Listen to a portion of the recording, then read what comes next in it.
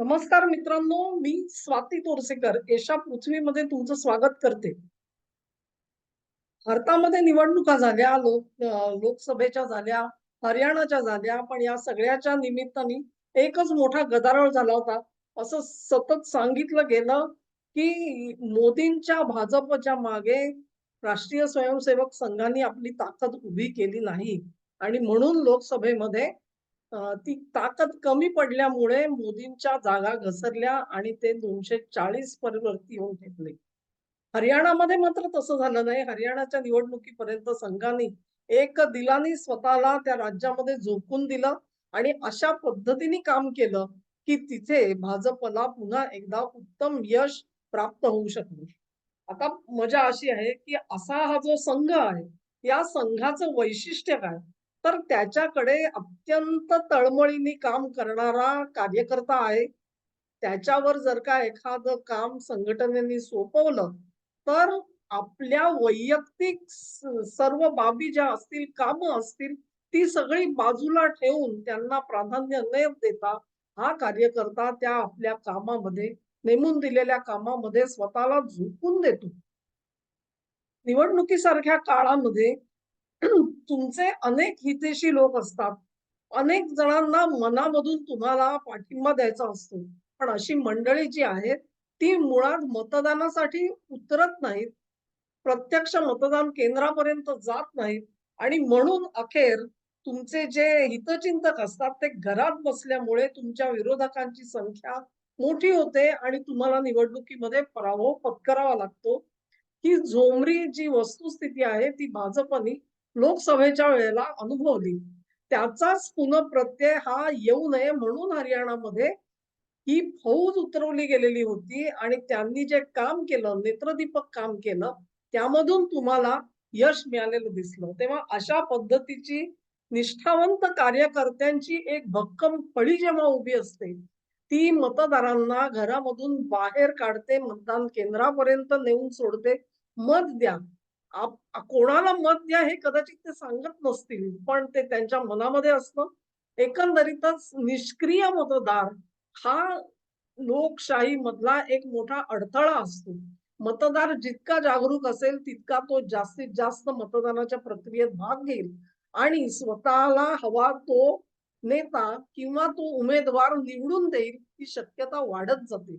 आपण केलेलं जे काम असतं, त्या कामाच्या मागे सरतेशेवटी मतदार उभा राहिला नाही, तर त्या सगळ्यावरती पाणी पडतं. हा अनुभव हा भारतामधला आहे. हाच अनुभव अमेरिकेमध्ये होता. 1920 साली ट्रम्प यांनी अतिशय चांगली निवडणूक लढवली खरी असं म्हटलं जातं, की त्या निवडणुकीमध्ये त्यांना मिळालेली म्हणजे असं म्हणतात, की रात्री उशिरापर्यंत जे रिझल्ट दिसत होते ते बघून लोक ठीक आहे ट्रम्प निवडून आले परत म्हणून झोपले. दुसऱ्या दिवशी उठले तर सगळे निकाल हे पालटलेले होते आणि डेमोक्रॅट निवडून आले दिसून आलेलं होतं. त्यामुळे या वेळेला मात्र असं काहीतरी होऊ नये. आता याला काही कालाकांडी म्हणतात किंवा आणि काही म्हणत असतील, त्याच्या वादामध्ये मला शिरायचं नाहीये. परंतु इतकं जरी असलं तरी देखील प्रत्येक वेळेला आपण एक काम करायला पाहिजे. आपण कमी कुठे पडलो याचा विचार करायला पाहिजे आणि तो विचार करून ट्रम्प यांनी यावेळेला त्यांची निवडणूक मोहीम आखलेली आपल्याला दिसते. जसं राष्ट्रीय स्वयंसेवक संघ हा मोदींच्या मागे हरियाणासाठी उभा राहिला असं आज म्हटलं जातं. अशा संघटनेची ताकद, तिची जी किंमत आहे ती त्या संकटाच्या वेळेला कळत असते. अमेरिकेमध्ये अशा पद्धतीचा राष्ट्रीय स्वयंसेवक संघ किंवा अशा प्रकारची संघटना काही असल्याचं मला माहिती नाही. हिंदूंची संघटना म्हणून नाही सांगत आहे. तिथल्या अमेरिकनांची संघटना ज्याचं विचारधारा जी आहे ती रिपब्लिकन पक्षाशी जोडली गेली आहे. अशा संघटना तिथे देशव्यापी संघटना आपल्याला कदाचित दिसणार नाहीत. इथे जी व्यवस्था आहे, स्वयंसेवक एक समाज उभारणीचं काम करतायत, कार्यकर्ता तयार करण्याचं काम करतायत आणि दुसऱ्या बाजूला राजकीय त्या विचारधारेवर चालणारा राजकीय पक्ष हा समाज जीवनामध्ये आहे. ही जी विभागणी आहे, ही विभागणी तुम्हाला अमेरिकेत दिसणार नाही. मग मी असं का म्हणते आहे, की ट्रम्पच्या मागे कोणता संघ उभा होता? आणि याचं उत्तर अतिशय महत्वाचं आहे. कारण आपण बघतो आहोत, की यावेळेला पेन्सिल्व्हेनिया असेल, अरिझोना असेल, ही जी जॉर्जिया असेल, ह्या सगळ्या राज्यांमध्ये रिपब्लिकन का पुढे गेले हा प्रश्न जरूर विचारला जातो आणि त्याच्या मागे त्यांनी केलेलं मेहनत आहे. त्या मेहनतीला आलेलं फळ आहे. ही मेहनत घेणारं कोण होतं? अमेरिकेमध्ये एक PAC असं म्हटलं जातं, ज्याला पॉलिटिकल ॲक्शन कमिटी म्हणतात आणि अशी पॉलिटिकल ॲक्शन कमिटी जी आहे, ते अनेक वैयक्तिक रित्या लोक चालवतात, संस्था चालवतात, वेगवेगळी नावं ते घेतात आपल्यासाठी आणि मग निवडणूक आली, की ही माणसं कार्यरत होतात. आपल्या पद्धतीने काम करतात, आपल्या पद्धतीने प्रचार करतात. अशीच एक संस्था जी आहे ती इलॉन मस्क यांनी चालू केलेली होती. इलॉन मस्क यांनी कार्यकर्त्यांची एक फौज तयार केली. ज्या फौजेने असं म्हटलं जातं, की पेनसिल्व्हेनिया असेल, अरिझोना असेल, घराघरावरती दार वाजवायचं आणि त्यांना आठवण करून द्यायची, तुम्हाला मत द्यायचं आहे. त्यांना जर का मतदानाच्या दिवसाच्या अगोदर मत द्यायचं असेल, त्यांच्याकडे ती सोय आहे. त्याला अर्ली व्होटिंग असं म्हणतात ते. त्या अर्ली व्होटिंगमध्ये तुम्हाला भाग घ्यायचा असेल, तर काय करावं लागेल ह्याची जाणीव करून द्यायची. त्यांची ते एक अखेर ते मत देतील ह्याची व्यवस्था बघायची. कारण असा लपलेला, दडलेला जो निष्क्रिय असा रिपब्लिकन मतदार होता, तो अलिप्त राहिल्यामुळेच 1920 साली ट्रम्प यांचा पराभव झाला. असं म्हटलं जातं आणि म्हणून इलॉन मस्क यांनी त्याच्यासाठी जे प्रयत्न केले, ते प्रयत्न अतिशय वाखाणण्यासारखे आहेत. असं म्हटलं जातं, की इलॉन मस्क यांनी जी यंत्रणा उभी केली, ती देखणी होती, अतिशय बघण्यासारखी होती. त्याच्यासाठी अर्थातच त्यांनी वेगवेगळ्या सिस्टम दिल्या होत्या. लोक रस्त्यावर उतरून हे काम करत होते. मतदारांना उद्युक्त करत होते, प्रवृत्त करत होते आणि त्यातून तुम्ही बघाल तर पेन्सिल्व्हेनियामध्ये घडलेला जो चमत्कार आहे, अरिझोनात घडलेला चमत्कार आहे, हा असाच उगाच दिसत नाही. अमेरिकेमध्ये अशा पद्धतीने इतरही संस्था असतात.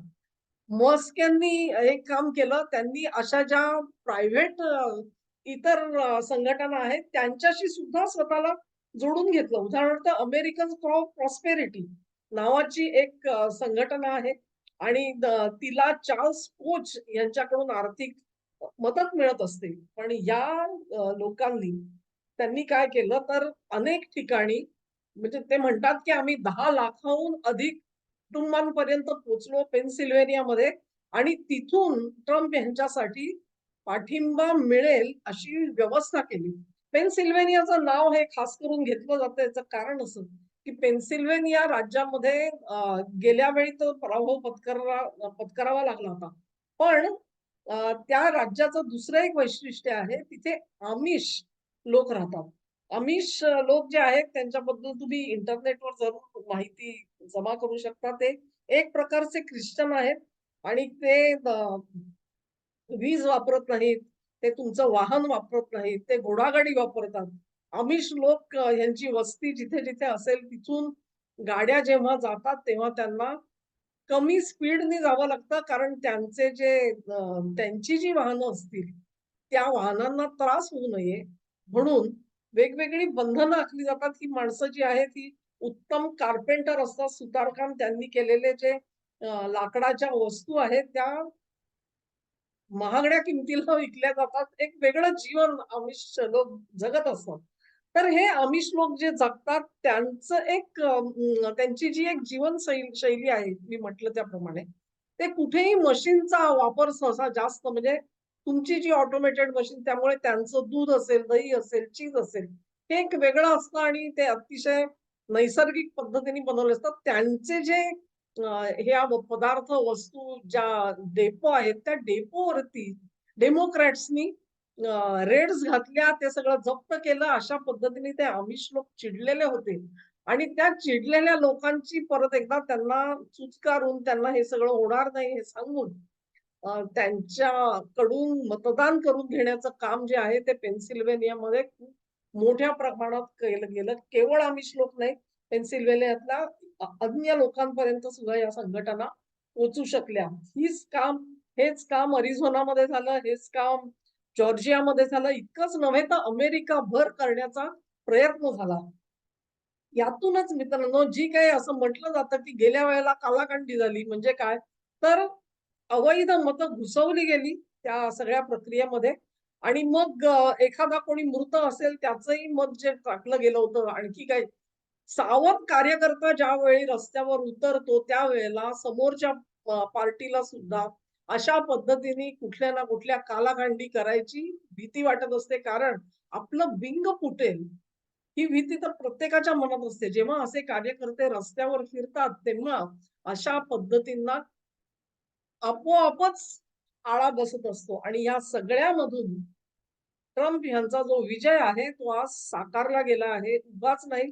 म्हणजे इलॉन मस्क यांनी ट्विटर विकत घेतला, त्याची मालकी हक्क घेतले आणि ते व्यासपीठ हे खरं बोलणाऱ्यांसाठी उपलब्ध करून दिलं. त्याच्यामधले जे कोण फॅक्ट चेकर होते आणि इतर लोक जे बातम्या दडवायचं काम करत होते, पोस्ट दडवायचं काम करत होते, त्या सगळ्यांना हाकलण्यात आलं.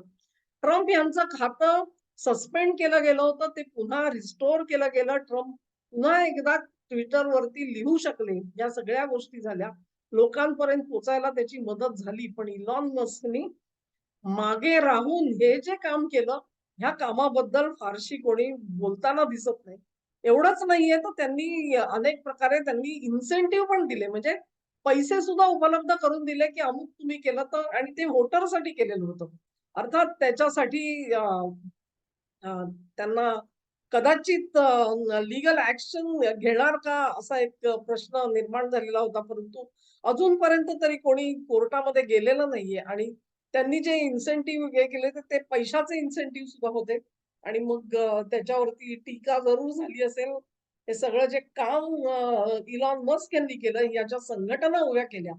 या संघटना आता झालं ट्रम्प निवडून आले याची गरज नाहीये. असं जर का आपण म्हटलं तर तसं नाही. इलॉन मस्क यांनी आता जाहीर केलेलं आहे, की हे जे काही मी सगळं इन्फ्रास्ट्रक्चर उभं केलेलं आहे, हे एक वेगळं व्यासपीठ तयार झालंय आज.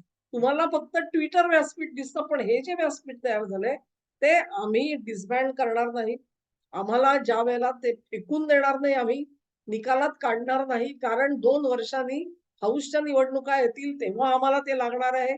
अमेरिकेमध्ये जजेस सुद्धा निवडले जातात, तेव्हा लागतात. अनेक प्रकारच्या निवडणुका असतात त्या सगळ्यांसाठी. म्हणून हा जो व्यासपीठ आम्ही तयार केलंय, ते व्यासपीठ आम्ही जतन करणार आहोत, त्याच्यात वृद्धी करणार आहोत, त्याच्या कामामध्ये अधिकाधिक रस घेणार आहोत. ही गोष्ट इलॉन मस्क यांनी आधीच जाहीर केलेली आहे. आणि म्हणून अशा पद्धतीची जी भारतामध्ये तुम्हाला एक परिस्थिती दिसते, एक राजकीय पक्ष लढतो आणि त्याच्या पाठिंब्यासाठी स्वयंसेवकांची फौज लढत असते. तशा पद्धतीची ऑर्गनायझेशन, संघटना ही अमेरिकेमध्ये आज झालेली दिसली. म्हणून ट्रम्प यांना त्यांचा विजय जो आहे तो दृष्टीपथात आला म्हणू शकतो. ही जी संघटना इलॉन मस्क यांनी तयार केलेली आहे, त्यांच्या समोर काही संघासारखे अ, विचारधारा आहे आजच्या घडीला असं नाही. परंतु अशा पद्धतीची जर political thinking line Elon Musk त्यांना देऊ शकले आणि ती सातत्याने त्यांना टिकवता आली, तर मात्र एक नवा इतिहास घडू शकेल. याबद्दल म्हणजे इथून पुढे रिपब्लिकन पक्षाला वारंवार कुणी उमेदवार जरी आला तरी देखील या इन्फ्रास्ट्रक्चर वरती पुढे जाता येईल. असं म्हणतात, की असं जे इन्फ्रास्ट्रक्चर इलॉन मस्क तयार करतायत, तर त्यांची स्वतःची इच्छा आहे का राजकारणामध्ये येण्याची? त्याच्याबाबत मस्क काही आत्ता बोललेले नाही. पण त्यांनी जर का पदार्पण करायचं म्हटलं, तर आजच्या घडीला तरी त्यांच्याकडे आवश्यक असलेल्या इन्फ्रास्ट्रक्चरच्या बाबी तयार आहेत. इतर अनेक गोष्टी अमेरिकन जीवनामध्ये लागतात. राजकारणात पदार्पण करायचं, निवडणूक लढवायची, तर ते सगळं त्यांच्या मनात असेल तर ते करत जातील आणि ते आपल्या नजरेसमोर येईल. आजच्या घडीला तरी ट्रम्प यांच्या मागे जो संघासारखं काम करणारी जी संघटना होती, ती इलॉन मस्क यांची होती आणि त्यांच्यासोबत मी म्हटलं त्याप्रमाणे इतर अनेक गट काम करत होते. केवळ हेच नाही, परंतु त्यातला सर्वात मोठा गट हा इलॉन मस्कचा होता. ही वैशिष्ट्य आहे. ह्याच्या व्यतिरिक्त मित्रांनो, ट्रम्प यांच्या सोबतीला त्यांच्या सहकार्यासाठी पडद्याआड राहून काम करणारी अनेक मंडळी होती. त्यांच्याबद्दल सुद्धा मी वेगळा व्हिडिओ बनवीन. तो आपण जरूर बघावा अशी तुम्हाला विनंती करते. हा व्हिडिओ आवडला असेल तर तो लाईक करा, लिंक शेअर करा, चॅनेलला सबस्क्राईब करा आणि तुमचं सहकार्य माझ्याबरोबर सोबत राहू दे. नमस्कार.